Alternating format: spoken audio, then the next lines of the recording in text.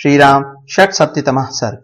अंगद के द्वारा कंपन और प्रजंग का, द्विविद के द्वारा शोणिताक्ष का, मैंद के द्वारा यूपाक्ष का और सुग्रीव के द्वारा कुंभ का वध। जब वीरजनों का विनाश करने वाला वह घोर घमासान युद्ध चल रहा था, उस समय अंगद संग्राम के लिए उत्सुक होकर वीर कंपन का सामना करने के लिए आए। कंपन ने अंगद को क्रोधपूर्वक ललकार कर बड़े वेग से उनके ऊपर पहले गदा का प्रहार किया। इससे उनको बड़ी चोट पहुंची और वे कांप कर बेहोश हो गए। फिर चेत होने पर तेजस्वी वीर अंगद ने एक पर्वत का शिखर उठाकर उस राक्षस पर दे मारा। उस प्रहार से पीड़ित हो कंपन पृथ्वी पर गिर पड़ा। उसके प्राण पखेरु उड़ गए। कंपन को युद्ध में मारा गया देख शोणिताक्ष ने रथ पर बैठकर तुरंत ही निर्भय हो अंगद पर धावा किया। उसने शरीर को विदीर्ण करने में समर्थ और कालाग्नि के समान आकार वाले तीखे तथा पैने बाणों द्वारा बड़े वेग से उस समय अंगद को चोट पहुंचाई।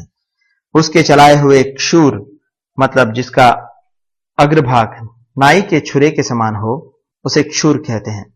क्षुरप, नाराज, वत्सदंत, शीलीमुख, कर्णी, शल्य और विपाट नामक बहुसंख्यक तीखे बाणों से जब प्रतापी वालीपुत्र अंगद के सारे अंग बिंध गए, तब उन बलवान वीर ने बड़े वेग से उस राक्षस के भयंकर धनुष, रथ और बाणों को कुचल डाला। अब इस पर टिप्पणी है। क्षूर मतलब कहा गया कि जिसका अग्रभाग नाई के छुरे के समान हो, उसे क्षूर कहते हैं। क्षुरप मतलब अर्धचंद्रकार बाण। नाराज मतलब पूर्णतः लोहे के बने हुए बाण का नाम नाराज है। पहले नाराज में उसमें नाराज से ऊपर तक सब का सब लोहा ही होता है। उसके बाद वत्सदंत, पछड़े के दांत के समान जिसका अग्रभाग हो, उसे वत्सदंत कहा गया है। शिलीमुख मतलब जिसका मुख भाग कंक मतलब वक विशेष की पंखों के समान हो, उस बाण को शिलीमुख कहते हैं। कर्णी मतलब जिस बाण के दोनों पार्श्व भाग में कान का सा आकार बना है, वह कर्णी कहलाता है। शल्य मतलब जिसका फाल या अग्रभाग बड़ा हो, वह शल्य है। किसी किसी के मत में आधे नाराज को शल्य कहते हैं। और विपाट मतलब कनेर के पत्ते के अग्रभाग के समान आकार वाले बाण का नाम विपाट है। अब आगे। तदनंतर वेगवान निशाचर शोणिताक्ष ने कुपित हो तत्काल ही ढाल और तलवार हाथ में ले ली तथा वह बिना सोचे विचारे रथ से कूद पड़ा। इतने ही में बलवान अंगद ने शीघ्रतापूर्वक उछलकर उसे पकड़ लिया और अपने हाथ से उसकी उस तलवार को छीनकर बड़े जोर से सिंहनाद किया। फिर कपिकुंजर अंगद ने उसके कंधे पर तलवार का वार किया और उसके शरीर को इस तरह चीर दिया मानो उसने यज्ञोपवीत पहन रखा हो। इसके बाद वालीपुत्र ने उस विशाल खड्ग को लेकर बारंबार गर्जना करते हुए युद्ध के मुहाने पर दूसरे शत्रुओं पर धावा किया। इतने ही में प्रजंग को साथ लिए बलवान वीर यूपाक्ष ने कुपित हो रथ के द्वारा महाबली वालीपुत्र पर आक्रमण किया। इसी बीच में सोने के बाजूबंद पहने वीर शोणिताक्ष ने अपने को संभालकर लोहे की गदा उठाई और अंगद का ही पीछा किया। फिर यूपाक्ष सहित बलवान महावीर प्रजंग कुपित हो महाबली वालीपुत्र पर गदा लेकर चढ़ आया। शोणिताक्ष और प्रजंग दोनों राक्षसों के बीच में कपिश्रेष्ठ अंगद वैसी ही शोभा पा रहे थे जैसे दोनों विशाखा नक्षत्रों के बीच में पूर्ण चंद्रमा सुशोभित होते हैं। उस समय मैंद और द्विविद अंगद की रक्षा करने के लिए उनके निकट आकर खड़े हो गए। वे दोनों अपने अपने योग्य विपक्षी योद्धा की तलाश भी कर रहे थे। इतने ही में तलवार, बाण और गदा धारण किए बहुत से महाबली विशालकाय राक्षस रोषपूर्वक महावानरों पर टूट पड़े। ये 3 वानर सेनापति उन 3 प्रमुख राक्षसों के साथ उलझे हुए थे। उस समय उनमें रोंगटे खड़े कर देने वाला महान युद्ध छिड़ गया। उन तीनों वानरों ने रणभूमि में वृक्ष ले लेकर युद्ध में निशाचरों पर चलाए, परंतु महाबली प्रजंग ने अपनी तलवार से उन सब वृक्षों को काट गिराया। तत्पश्चात उन्होंने रणभूमि में उन राक्षसों के रथों और घोड़ों पर वृक्ष तथा पर्वत शिखर चलाए, परंतु महाबली यूपाक्ष ने अपने बाण समूह से उनके टुकड़े टुकड़े कर डाले। मैंद और द्विविद ने जिन जिन वृक्षों को उखाड़ कर उन राक्षसों पर चलाया था, उन सबको बल विक्रमशाली और प्रतापी शोणिताक्ष ने गदा मारकर बीच में ही तोड़ डाला। तत्पश्चात प्रजंग ने शत्रुओं के मर्म को विदीर्ण करने वाली एक बहुत बड़ी तलवार उठाकर वालीपुत्र अंगद पर वेगपूर्वक आक्रमण किया। उसे निकट आया देख अतिशय शक्तिशाली महाबली वानरराज अंगद ने अश्वकर्ण नामक वृक्ष से मारा। साथ ही उसकी बाह पर जिसमें तलवार थी, उन्होंने एक घूसा मारा।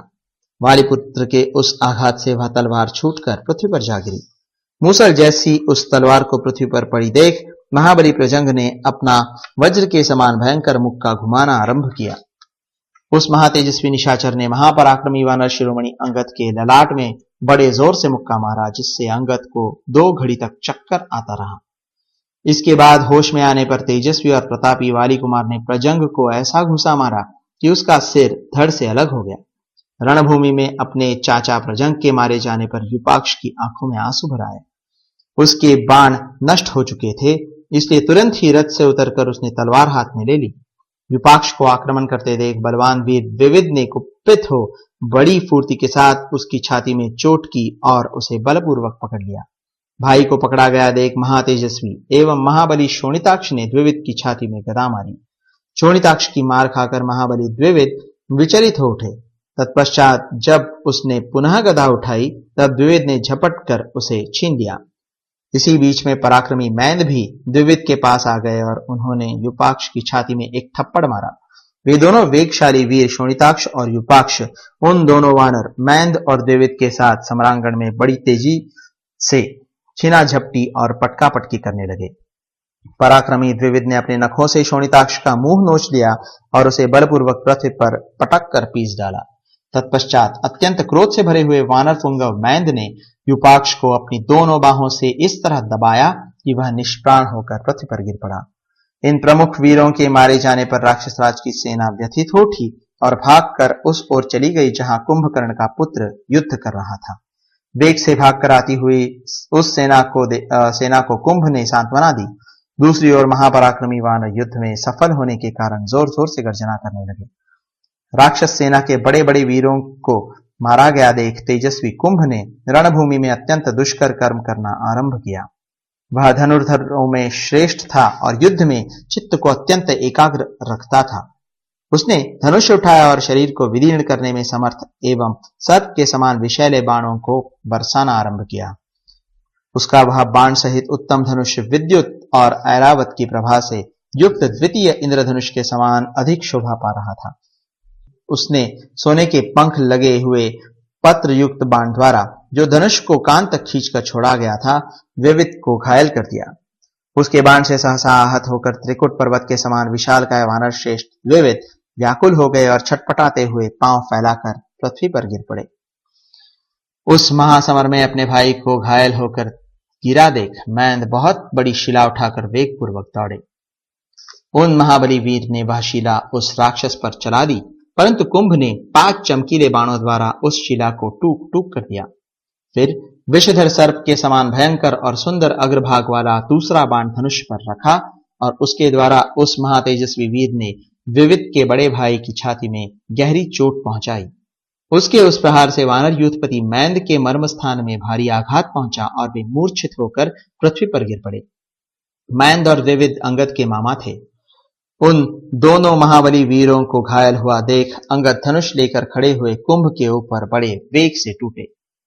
उन्हें आते देख कुंभ ने लोहे के बने हुए 5 बाणों से घायल कर दिया।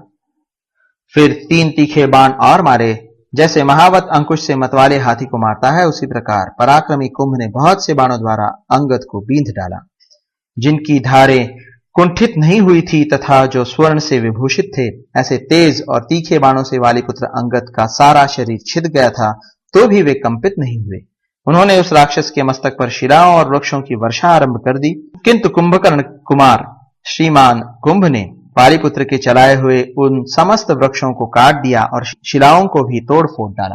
तत्पश्चात वानर यूथपति अंगद को अपनी ओर आते देख कुंभ ने 2 बाणों से उनकी भवों में प्रहार किया, मानो 2 उल्काओं द्वारा किसी हाथी को मारा गया हो। अंगद की भवों से रक्त बहने लगा और उनकी आंखें बंद हो गईं। तब उन्होंने एक हाथ से खून से भीगी हुई अपनी दोनों आंखों को ढक लिया और दूसरे हाथ से पास ही खड़े हुए एक साल के वृक्ष को पकड़ा। फिर छाती से दबाकर तने सहित उस वृक्ष को कुछ झुका दिया और उस महासमर में एक ही हाथ से उसे उखाड़ दिया। वह वृक्ष इंद्रध्वज तथा मंदराचल के समान ऊंचा था। उसे अंगद ने सब राक्षसों के देखते देखते बड़े वेग से कुंभ पर दे मारा, किंतु शरीर को विदीर्ण कर देने वाले 7 तीखे बाण मारकर कुंभ ने उस साल वृक्ष के टुकड़े टुकड़े कर डाले। इससे अंगद को बड़ी व्यथा हुई। वे घायल तो थे ही, गिरे और मूर्छित हो गए। दुर्जय वीर अंगद को समुद्र में डूबते हुए के समान पृथ्वी पर पड़ा देख श्रेष्ठ वानरों ने श्री रघुनाथ जी को इसकी सूचना दी। श्री राम ने जब सुना कि वालीपुत्र अंगद महासमर में मूर्छित होकर गिरे हैं, तब उन्होंने जांबवान आदि प्रमुख वानरों को युद्ध के लिए जाने की आज्ञा दी। श्री रामचंद्र जी का आदेश सुनकर श्रेष्ठ वानर वीर अत्यंत कुपित हो धनुष उठाए खड़े हुए कुंभ पर सब ओर से टूट पड़े। वे सभी प्रमुख वानर अंगद की रक्षा करना चाहते थे, अतः क्रोध से लाल आंखें किए हाथों में वृक्ष और शिलाएं लेकर उस राक्षस की ओर दौड़े। जांबवान, सुषेण और वेगदर्शी ने कुपित हो वीर कुंभकर्ण कुमार पर धावा किया। उन महाबली वानर युद्धपतियों को आक्रमण करते देख कुंभ ने अपने बाण समूहों द्वारा उन सबको उसी तरह रोक दिया जैसे आगे बढ़ते हुए जल प्रवाह को मार्ग में खड़ा हुआ पर्वत रोक देता है। उसके बाणों के मार्ग में आने पर वे महामनस्वी वानर युद्धपति आगे बढ़ना तो दूर दूर रहा, उसकी ओर आंख उठाकर देख भी नहीं पाते थे। ठीक उसी तरह जैसे महासागर अपनी तटभूमि को लांघ कर आगे नहीं जा सकता था। उन सब वानर समूहों को कुंभ की बाण वर्षा से पीड़ित देख वानर राज सुग्रीव ने अपने भतीजे अंगद को पीछे करके स्वयं ही रणभूमि में कुंभकर्ण कुमार पर उसी तरह धावा किया जैसे पर्वत के शिखर पर विचरने वाले हाथी के ऊपर वेगवान सिंह आक्रमण करता है। महाकपि सुग्रीव अश्वकर्ण आदि बड़े बड़े वृक्ष तथा दूसरे भी नाना प्रकार के वृक्ष उखाड़कर उस राक्षस पर फेंकने लगे। वृक्षों की वह वर्षा आकाश को आच्छादित किए देती थी। उसे टालना अत्यंत कठिन हो रहा था, किंतु श्रीमान कुंभकर्ण के पुत्र ने अपने तीखे बाणों से उन सब वृक्षों को काट डाला। लक्ष्य भेदने में सफल तीव्र वेगशाली कुंभ के पैने बाणों से व्याप्त हुए वे वृक्ष भयानक शतग्नियों के समान सुशोभित होते थे। उस वृक्ष वृष्टि को कुंभ के द्वारा खंडित हुई देख महान शक्तिशाली पराक्रमी वानर राज सुग्रीव व्यथित नहीं हुए। वे उसके बाणों की चोट खाते और सहते हुए सहसा उछलकर उसके रथ पर चढ़ गए और कुंभ के इंद्रधनुष के समान तेजस्वी धनुष को छीनकर उन्होंने उसके टुकड़े टुकड़े कर डाले। तत्पश्चात वे शीघ्र ही वहां से नीचे कूद पड़े। यह दुष्कर कर्म करने के पश्चात उन्होंने टूटे दांत वाले हाथी के समान कुंभ से कुपित होकर कहा, निकुंभ के बड़े भाई कुंभ, तुम्हारा पराक्रम और तुम्हारे बाणों का वेग अद्भुत है। राक्षसों के प्रति विनय अथवा प्रणवता तथा प्रभाव या तो तुम में है या रावण में। तुम प्रहलाद, बलि, इंद्र, कुबेर और वरुण के समान हो। केवल तुमने ही अपने अत्यंत बलशाली पिता का अनुसरण किया है। जैसे जितेंद्रिय पुरुष को मानसिक व्यथाएं अभिभूत नहीं करती हैं, उसी प्रकार शत्रुओं का दमन करने वाले एकमात्र शूलधारी तुझ महाबाहु वीर को ही देवता लोग युद्ध में परास्त नहीं कर पाते हैं। महामते, पराक्रम प्रकट करो और अब मेरे बल को भी देखो। तुम्हारा पितृव्य रावण केवल वरदान के प्रभाव से देवताओं और दानवों का वेग सहन करता है। तुम्हारा पिता कुंभकर्ण अपने बल पराक्रम से देवताओं और असुरों का सामना करता था, परंतु तुम वरदान और पराक्रम दोनों से संपन्न हो। तुम धनुर्विद्या में इंद्रजित के समान और प्रताप में रावण के तुल्य हो। राक्षसों के संसार में अब बल और पराक्रम की दृष्टि से केवल तुम ही श्रेष्ठ हो। आज सब प्राणी रणभूमि में इंद्र और शंबासुर की भांति मेरे साथ तुम्हारे अद्भुत महायुद्ध को देखें। तुमने वह पराक्रम किया है जिसकी कहीं तुलना नहीं है। तुमने अपना अस्त्र कौशल दिखा दिया। तुम्हारे साथ युद्ध करके ये भयंकर पराक्रमी वानर वीर धराशायी हो गए। वीर, अब तक जो मैंने तुम्हारा वध नहीं किया है उसमें कारण है लोगों के उपालंभ का भय। लोग यह कहकर मेरी निंदा करते कि कुंभ बहुत से वीरों के साथ युद्ध करके थक गया था। उस दशा में सुग्रीव ने उसे मारा है, अतः अब तुम कुछ विश्राम कर लो, फिर मेरा बल देखो। सुग्रीव के इस अपमान युक्त वचन द्वारा सम्मानित हो घी की आहुति पाए हुए अग्निदेव के समान कुंभ का तेज बढ़ गया। फिर तो कुंभ ने सुग्रीव को अपनी दोनों भुजाओं से पकड़ लिया। तत्पश्चात वे दोनों वीर मदमत्त गजराजों की भांति बारंबार लंबी सांस खींचते हुए एक दूसरे से गुंथ गए। दोनों को रगड़ने लगे और दोनों ही अपने मुख से परिश्रम के कारण धूम युक्त आग की ज्वाला से उगलने लगे। उन दोनों के पैरों के आघात से धरती नीचे को धंसने लगी। झूमती हुई तरंगों से युक्त वरुणालय समुद्र में ज्वार सा आ गया। इतने ही में सुग्रीव में कुंभ को उठाकर बड़े वेग से समुद्र के जल में फेंक दिया। उसमें गिरते ही कुंभ को समुद्र का निचला तल देखना पड़ा। कुंभ के गिरने से बड़ी भारी जलराशि ऊपर को उठी, जो विंध्य और मंदराचल के समान जान पड़ी और सब ओर फैल गई। इसके बाद कुंभ पुनः उछलकर बाहर आया और क्रोधपूर्वक सुग्रीव को पटककर उनकी छाती पर उसने वज्र के समान मुक्के से प्रहार किया। इससे वानरराज का कवच टूट गया और छाती से खून बहने लगा। उसका महान वेगशाली मुक्का सुग्रीव की हड्डियों पर बड़े वेग से लगा था। उसके वेग से वहां बड़ी भारी ज्वाला चल उठी थी, मानो मेरु पर्वत के शिखर पर वज्र के आघात से आग प्रकट हो गई हो। कुंभ के द्वारा इस प्रकार आहत होने पर वानरराज महाबली परम पराक्रमी सुग्रीव ने भी अपना वज्र तुल्य मुक्का संभाला और कुंभ की छाती में बलपूर्वक आघात किया। उस मुक्के का तेज सहस्त्रों किरणों से प्रकाशित सूर्यमंडल के समान उद्दीप्त हो रहा था। उस प्रहार से कुंभ को बड़ी पीड़ा हुई।